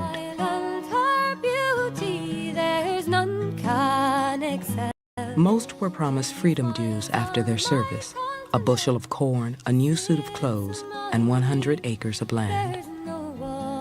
Under Virginia's head right system, a planter was entitled to 50 acres of land for each servant brought into the colony. The issue always was how long that indenture would be and under what conditions you would be forced to work. At its best, it was a short friendly apprenticeship. At its worst, it was a long and exploitative situation in which you might die before you ever obtained your freedom. By 1622, 3,000 new settlers drawn by the opportunities of the tobacco boom had arrived in Virginia. 2 years later, the first Negro child was born in the colony. He was named William Tucker, after a Virginia planter.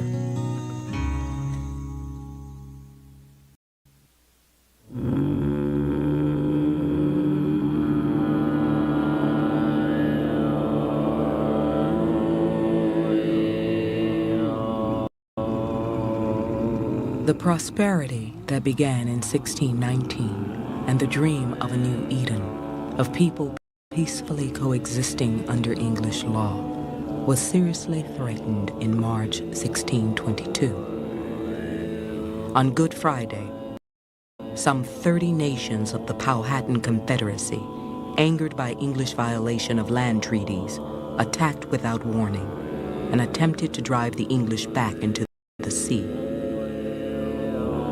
Along the James River, the Indians killed 350 colonists. On the Bennett Plantation alone, 52 people died. Among the 12 who survived was a man named Antonio. Here's an individual that arrives as one of the first African Americans in the history of what became the United States. He does what almost no one in early Virginia managed to do, and that is live. Everyone that's dying of disease, of violence, and in a sense he's lucky. He had been brought to the colony the year before to work tobacco along the James River. His name appeared in the 1625 Virginia census as Antonio a Negro. He was listed as a servant. He comes to Virginia, he finds a society that is just developing. He's getting in on the ground floor, as it were. I don't know if he was able to immediately envision that there would be opportunities for him here that weren't available elsewhere. I don't know that anyone could have foretold that. When Antonio arrived, the laws of Virginia did not as yet define racial slavery. They governed only the status of servants. At some point, Antonio changed his name to Anthony Johnson and married a Negro servant named Mary from a neighboring plantation. She bore him 4 children. By 1640, it is clear Anthony and Mary were no longer servants. They had acquired their own modest estate on Virginia's eastern shore. As Johnson prospered, as he obtained land and cattle, he also acquired dependent laborers. What made all of this society go was property. Your identity in the society was determined rather obviously by the amount of land, the amount of labor that you owned. And expanded his property to 250 acres along the Pongateek Creek. At least some of his workers were white.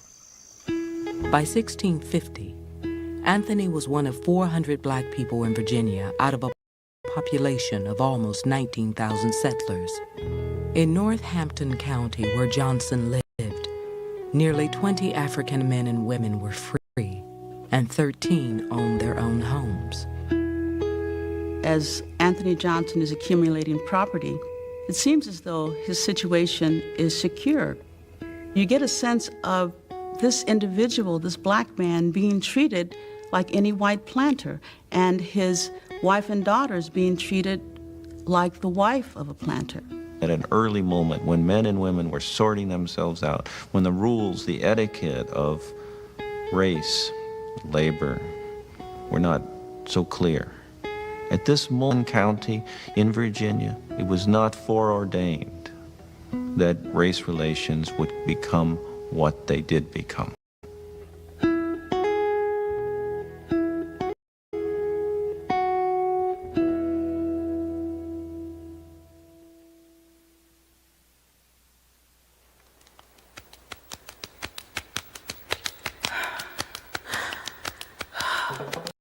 In 1640, the year Anthony Johnson purchased his first piece of land, 3 servants had run away from a Virginia plantation and headed for Maryland.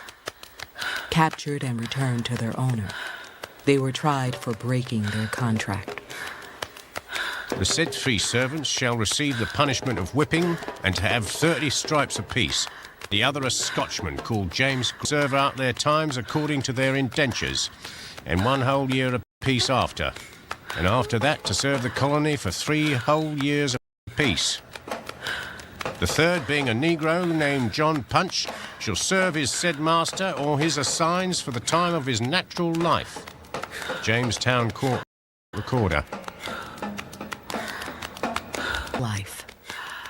According to all the legal records that survive, no white servant in America. So it is that those who are controlling the Virginia colony say to themselves, the fluidity that we've seen in the past, the fluidity that has allowed an Anthony Johnson to serve less than a life term, to acquire his own piece of ground, to develop a free status, is not something that we want to project as going further in the future. We want to close down that opportunity. We want to begin to show some distinctions. The English definition of who could be enslaved began to shift from non-Christian to non-white. For Anthony and other Africans in America, the idea of an equal chance in the colonies was now under attack. In 1641, Massachusetts became the first colony on the British American mainland to recognize slavery as a legal institution. Connecticut followed in 1650, Maryland in 1663, New York and New Jersey in 1664. Virginia legally recognized slavery in 1661, and a year later, a Virginia court decided that all children born in the colony would be free or slave according to the condition of the mother. In Virginia, slavery would be defined by race and perpetuated through heredity. Perhaps in the middle of the 17th century, if you were one of several thousand Africans living in Virginia, you certainly knew that your children would be free. You might have that expectation. And to suddenly find themselves involved in lifelong servitude, and then to realize that in fact their children might inherit the same status, that was a terrible blow. That was a terrible transformation.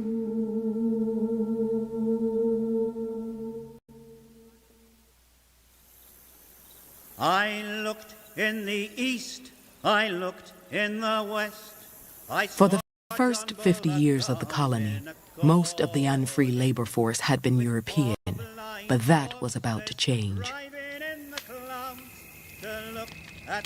Word of the hard life in Virginia had gotten back to England, and the colonial government faced a growing shortage of servant labor. Also troubling the colony were the thousands of free men, most former indentured servants, who were unemployed and roaming the countryside. About slavery and Horace to according.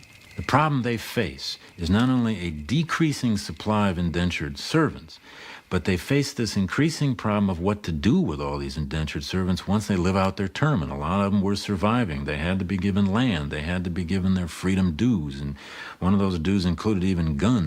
And there was a lot of unrest in Virginia.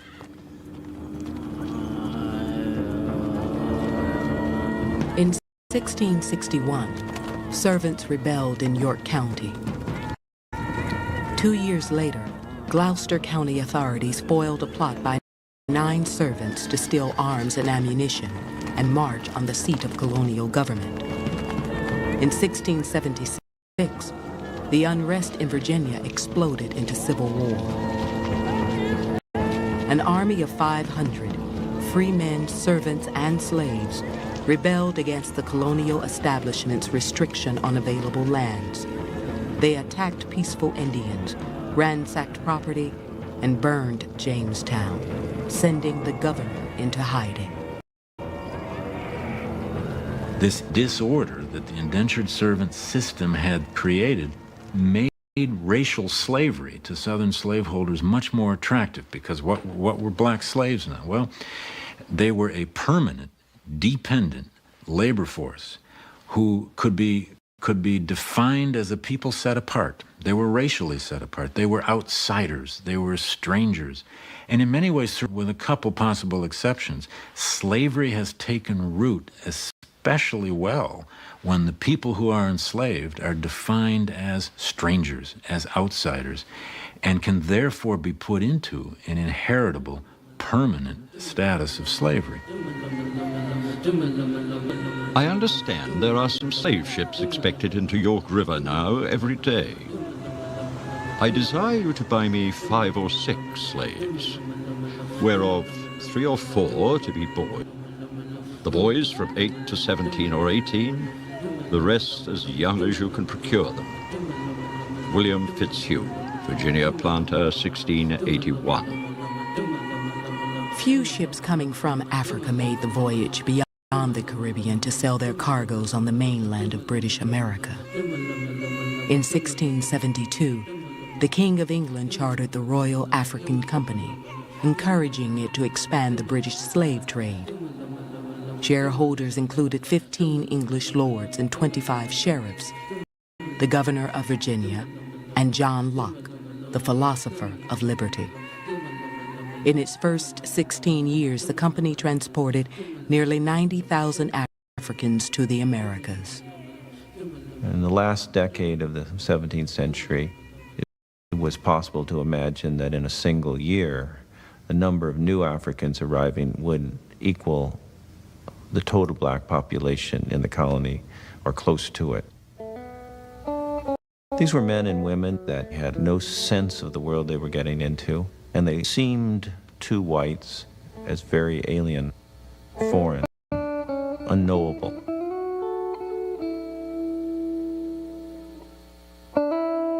The Europeans look upon these people and they project an image on them. They project an identity, and that identity is African.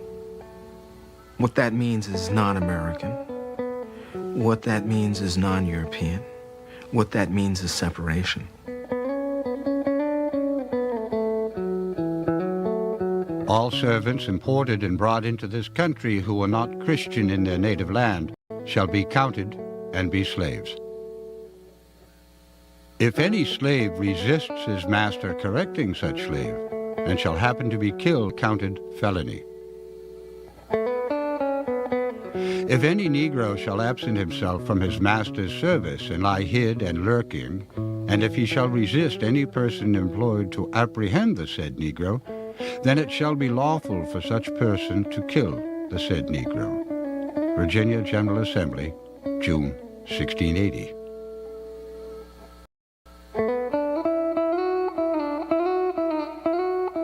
We think about slavery as this complete package that just came to evil landowners, and it didn't happen that way.